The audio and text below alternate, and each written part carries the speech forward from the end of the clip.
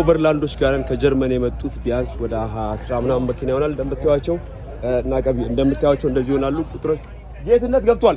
እንደምታዩቸው ይሄን ይመስላሉ መኪናዎቹ እንግዲህ ይሄ ሌላ ዩሮፕ አይደለም እዚሁ ሀረር ነው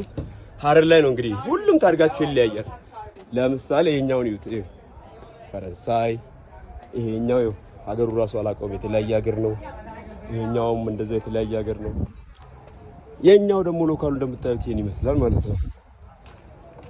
ኦቨርላንድ ሲባሉ እነዚህ ናቸው ሁሉም መኪናዎች all is good alles good